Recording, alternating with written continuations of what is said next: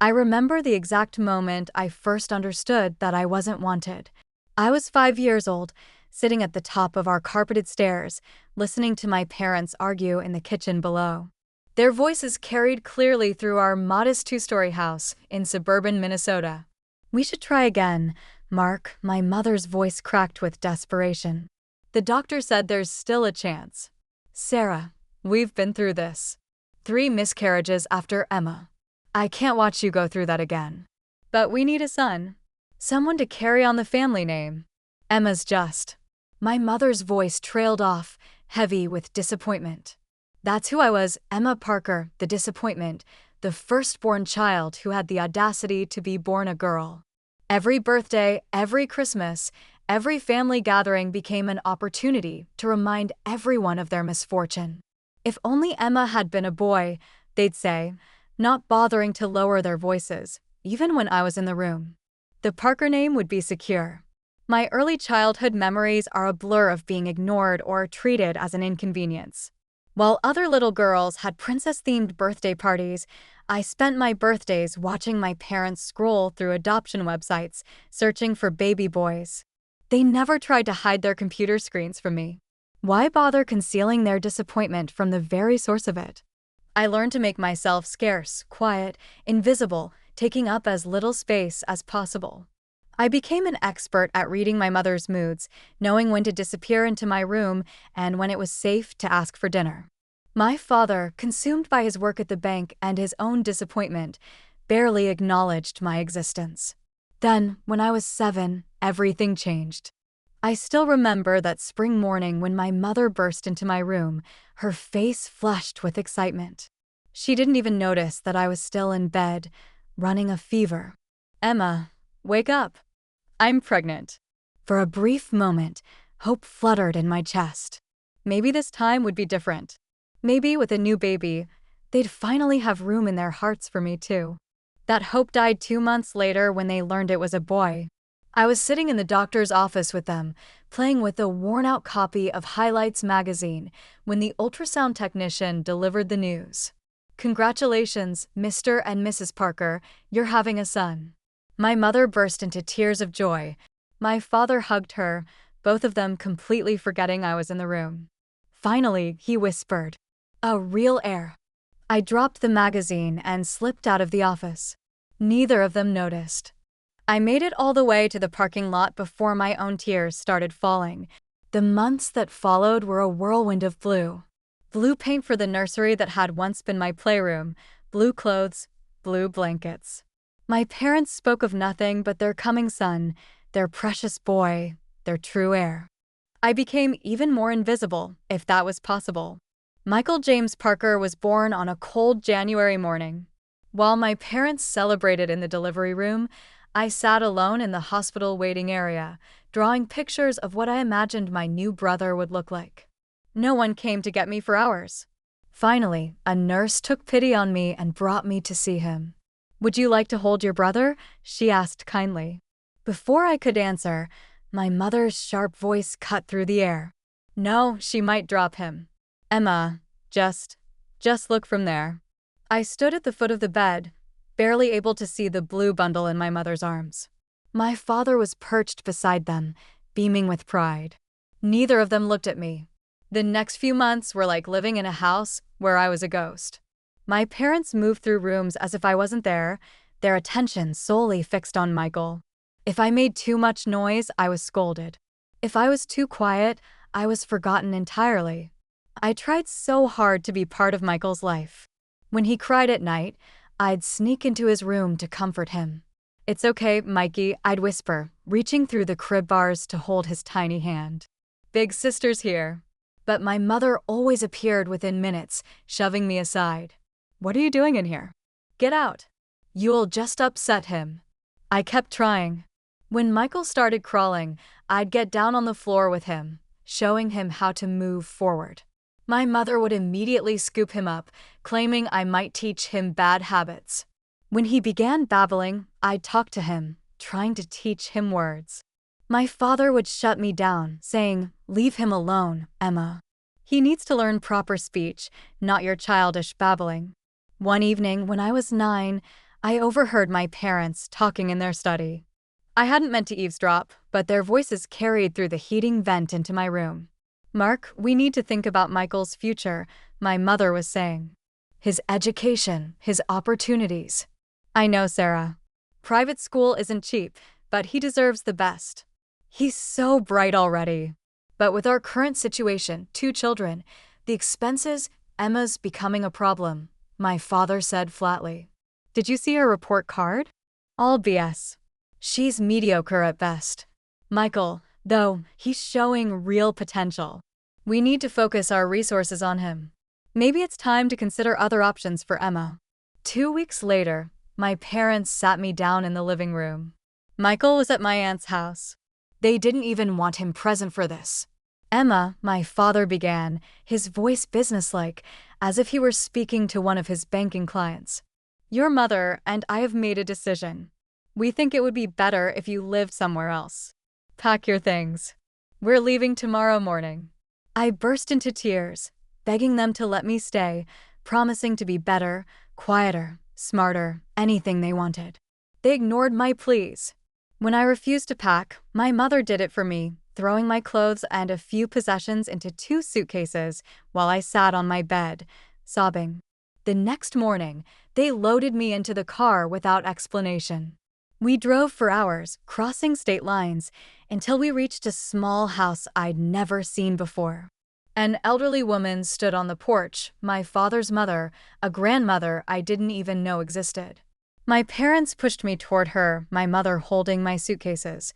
"This is where you'll live now," my father said firmly. I stood frozen on my grandmother's porch, watching as she and my parents exchanged their final words. "You're making a terrible mistake," my grandmother said, her voice sharp with anger. "Giving up your own child." "We can only properly care for one child," my father replied coldly. "We've chosen Michael. This is best for everyone." They got into their car without hugging me goodbye. No kiss on the forehead. No promises to visit. No backward glance. Just the sound of car doors closing and wheels crunching on gravel as they drove away. I don't remember much about that first night, except crying myself to sleep in an unfamiliar bed while my grandmother sat beside me, stroking my hair. "Why don't they want me?" I kept asking between sobs.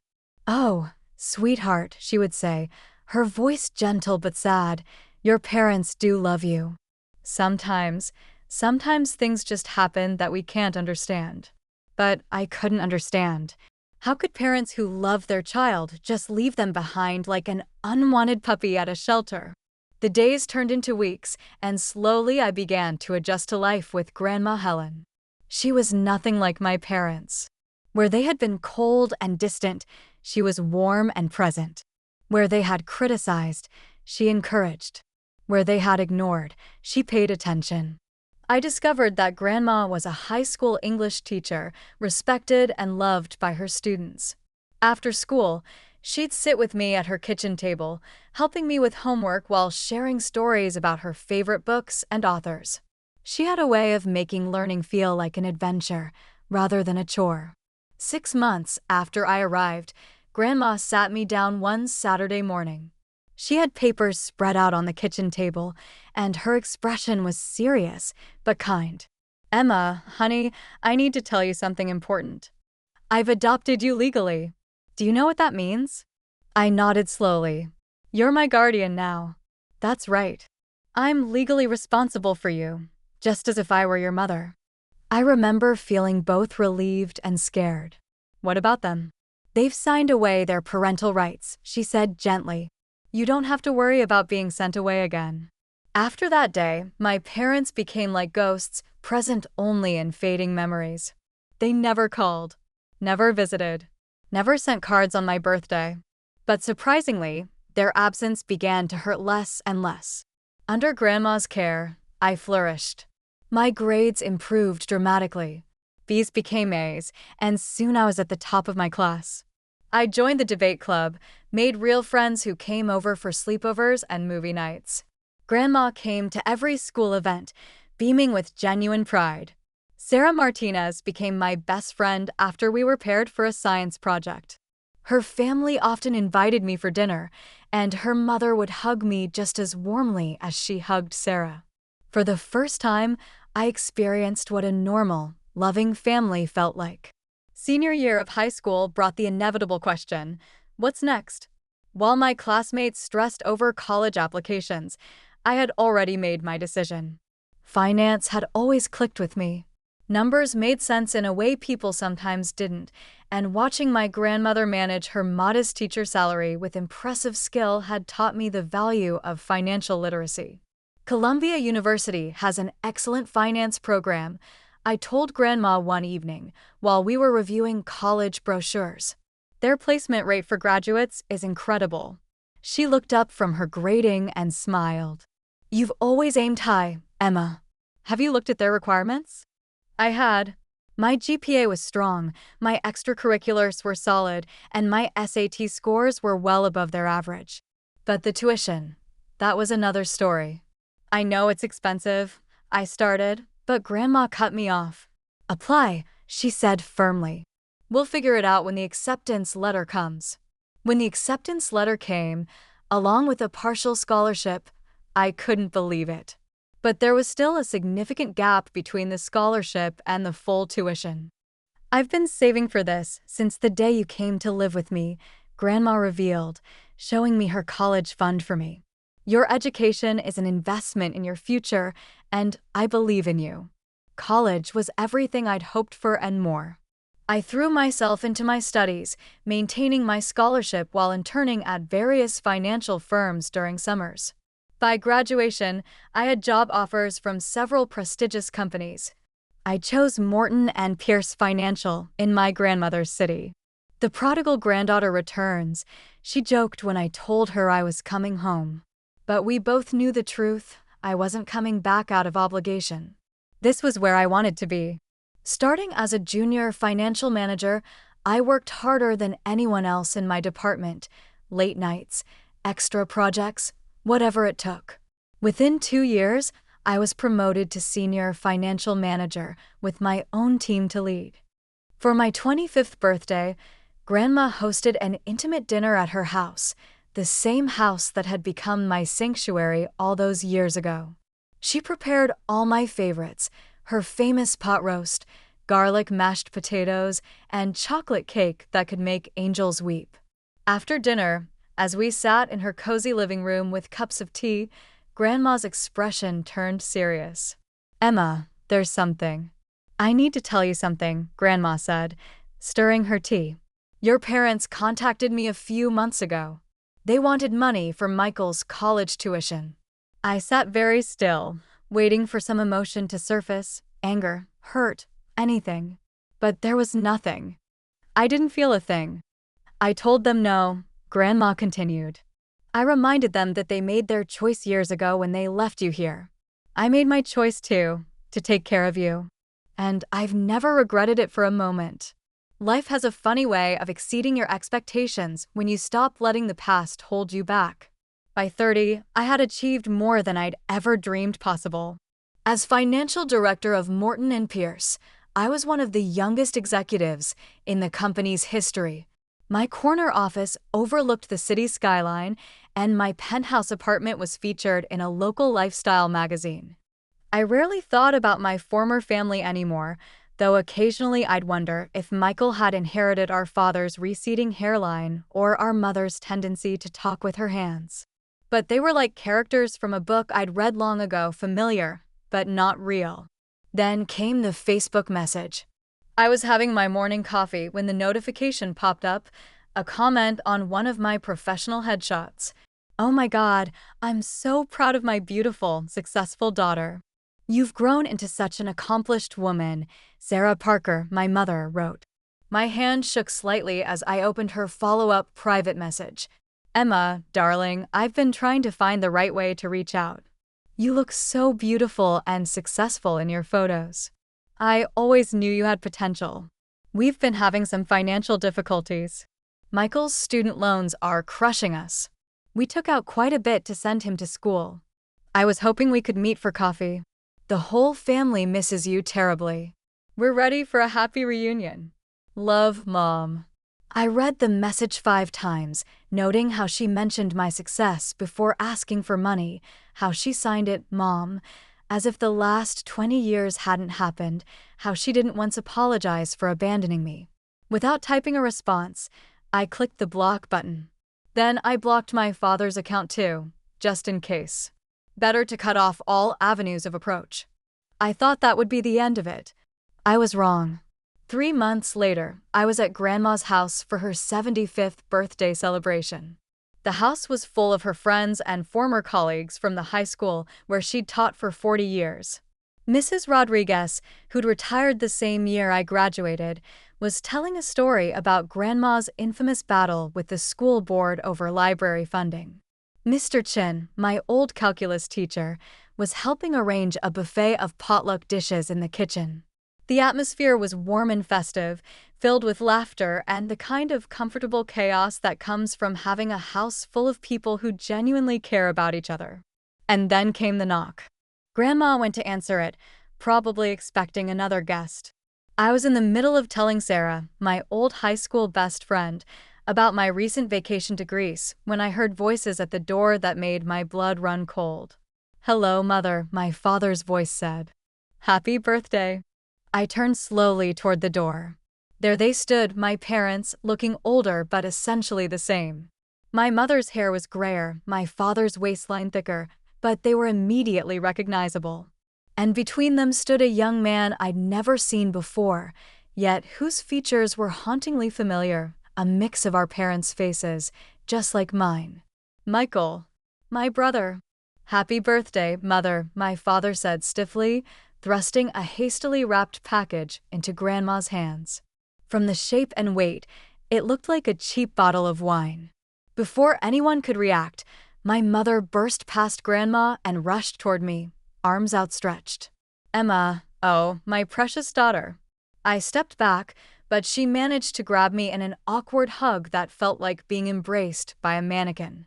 The scent of her perfume, the same as it had always been, made my stomach turn. "Everyone," my father announced to the room of confused guests, "this is our daughter, Emma. We're so proud of her success. She's a financial director now. Did you know our brilliant girl?" "Our brilliant girl." I cut in, my voice sharp enough to slice steel. "What exactly do you need?" "Emma, please," my mother whispered urgently. "Don't make a scene." Then, louder for the benefit of the guests, she added, "We're here to reunite our family." What better occasion than Mother's birthday to bring everyone together again? "I didn't invite you," Grandma said firmly, her teacher voice in full effect. "I think you should leave." Mrs. Rodriguez stepped forward with a concerned expression. "Now, Helen, surely, on your birthday, family should be together. Forgiveness is important." Yes, my mother seized the opening, tears suddenly streaming down her face. "I've missed my baby girl so much. Every day without you has been agony." Something snapped inside me. 20 years of buried rage bubbled to the surface, like lava. "Really, Mom? Why don't you tell everyone why we haven't been together as a family? Since you're so interested in honesty, why don't you explain exactly what happened?"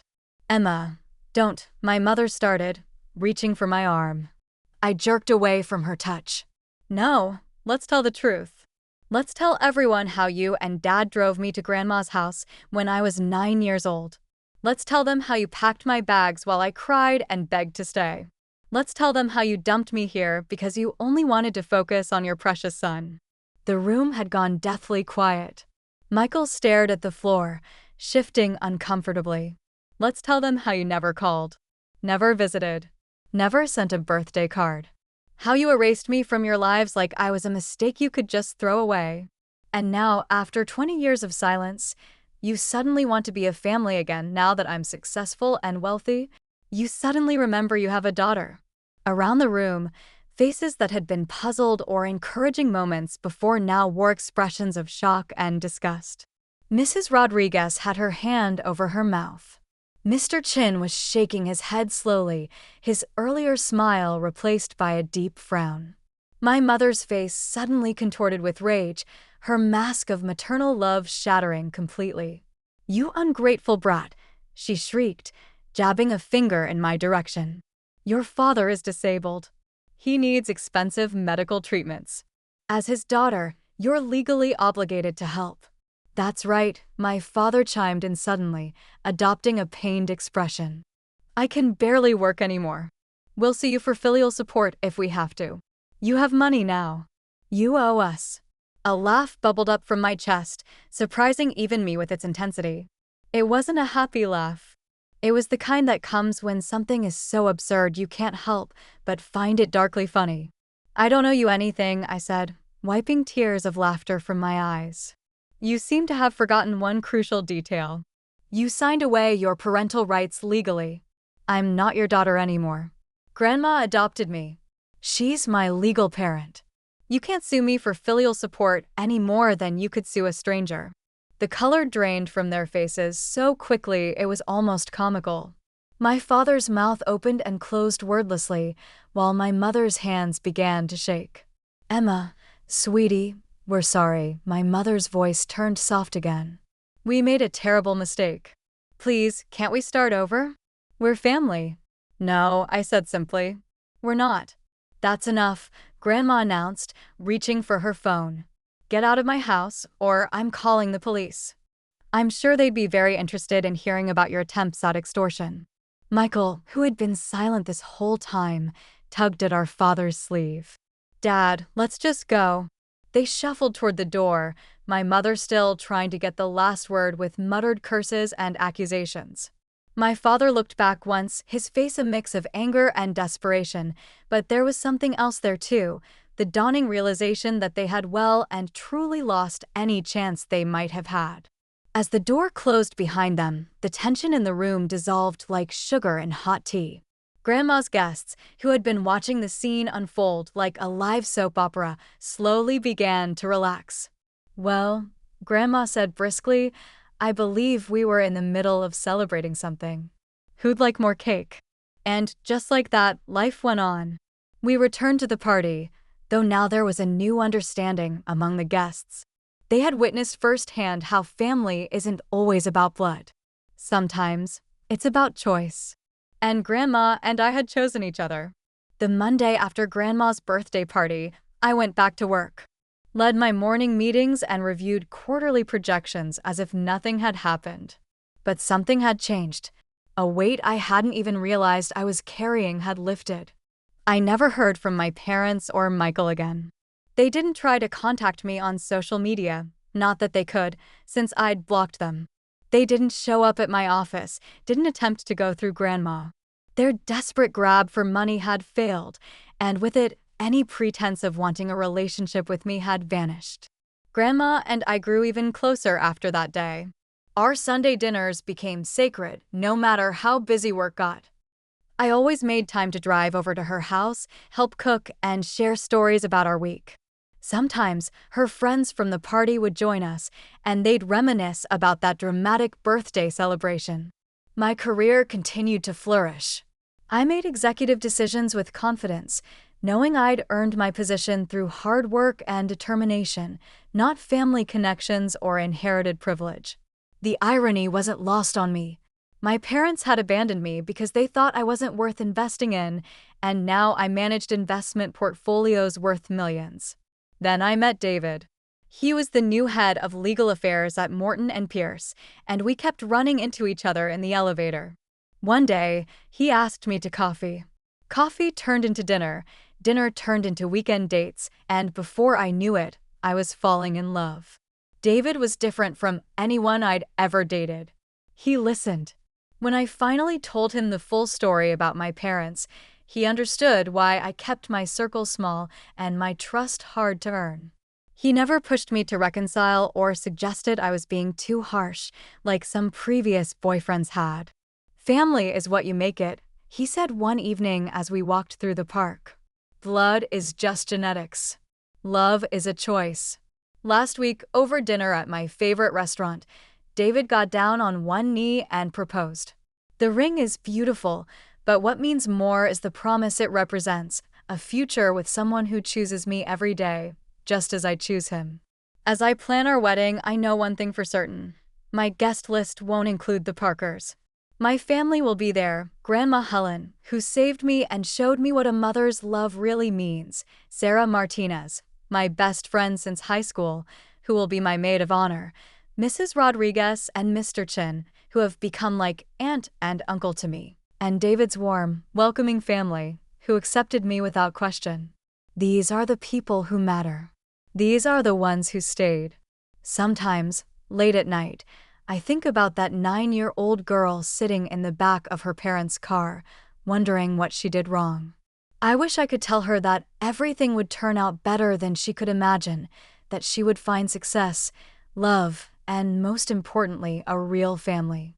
One built on choice and love, rather than obligation and blood. I am Emma Wilson now. I took Grandma's last name when she adopted me, and I couldn't be prouder of who I've become.